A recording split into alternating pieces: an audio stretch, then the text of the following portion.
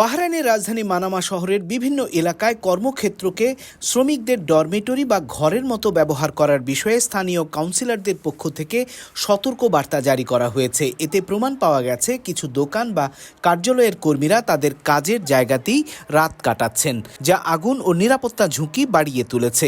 Gulf daily নিউজের খবরে বলা হয়েছে, স্থানীয় কর্মকর্তা ও কাউন্সিলররা জানিয়েছেন, অফিস বা কর্মক্ষেত্রকে ঘর হিসেবে ব্যবহার করলে অগ্নিযোগ্য পরিস্থিতি, জরুরি নির্গমনে বাধা ও স্বাস্থ্য সমস্যা তৈরি হতে পারে। তারা এই ধরনের অনুশীলন বন্ধ করতে মালিকদের এবং শ্রমিকদের দায়িত্বশীল আচরণের আহ্বান জানিয়ে সতর্ক করেছেন। বিশেষজ্ঞরা বলছেন, কর্মক্ষেত্র ও ঘুমানোর জায়গা পৃথক থাকা উচিত। শ্রমিকদের স্বাস্থ্য, নিরাপত্তা ও অগ্নি নিরাপত্তা নিয়মাবলীর অধীনে স্বীকৃত ডরমিটরি বা আবাসিক সুবিধা প্রদান করা উচিত। সঠিক ব্যবস্থাপনা না থাকলে ভবিষ্যতে বড় ধরনের দুর্ঘটনার ঝুঁকি থেকে যায়। এই সতর্কবার্তা এমন এক সময়ে এসেছে যখন শ্রমিকদের আবাসন ও কর্মক্ষেত্রের নিরাপত্তা নিয়ে আন্তর্জাতিক ও স্থানীয় পর্যায়ে বাড়তি নজরদারি ও উদ্যোগ গৃহীত হচ্ছে। নিরাপদ কর্মসংস্থান এবং নিরাপদ বাসস্থান পৃথক রাখার জন্য সরকারি ও বেসরকারি পর্যায়ে নিয়মাবলী কঠোর করার প্রয়োজনেও প্রস্তাবিত হচ্ছে।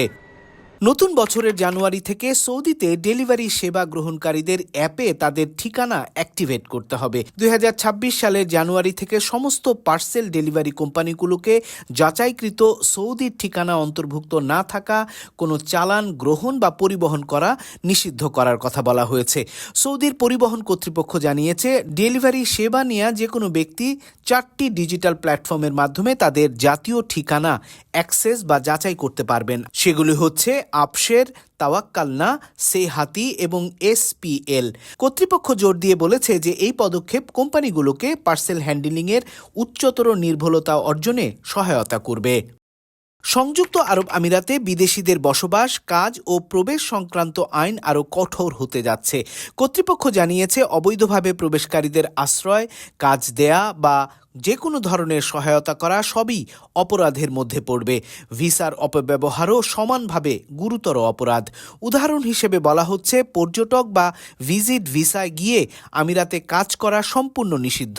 এমন অভিযোগ প্রমাণিত হলে কমপক্ষে 10,000 দিরহাম জরিমানা এবং পরিস্থিতি অনুযায়ী কারাদণ্ডও হতে পারে। নতুন জারি করা আইন বলছে, যারা নিয়ম ভেঙে আমিরাতে প্রবেশ করে বা ভিসার নিয়ম মানে না, তাদের উপস্থিতি চিহ্নিত করা অনেক সময় কঠিন হয়ে পড়ে।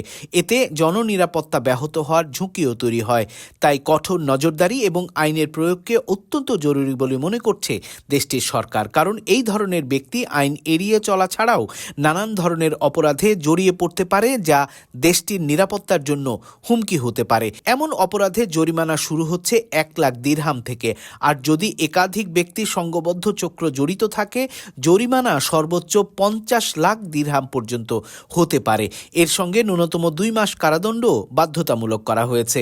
আমিরাত সরকার স্পষ্ট করেছে, দেশের শ্রমবাজারে স্বচ্ছতা নিশ্চিত করা এবং ভিজিট ও ট্যুরিস্ট ভিসাকে অবৈধ শ্রমবাজারে প্রবেশের পথ হিসেবে ব্যবহার ঠেকাতেই এই কঠোর ব্যবস্থা নেওয়া হচ্ছে। কাতারে চালু হতে যাচ্ছে নিউ জেনারেশন গাড়ির লাইসেন্স প্লেট। নতুন এই নম্বর প্লেট রিপ্লেসমেন্ট কাজ শুরু হবে ব্যক্তিগত গাড়ি দিয়ে, যাতে কিউ যুক্ত করে টি আর আর অক্ষরগুলিও থাকবে, যাতে যুক্ত হবে অত্যাধুনিক ডিজিটাল প্রযুক্তি।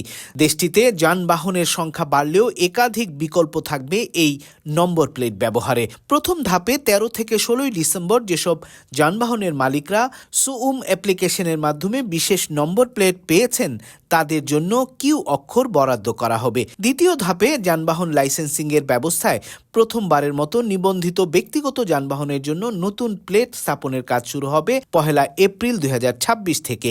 এই যানবাহনগুলিকে অনুমোদিত ক্রম অনুযায়ী সেই সময় কিউ, টি অথবা আর বরাদ্দ করা হবে।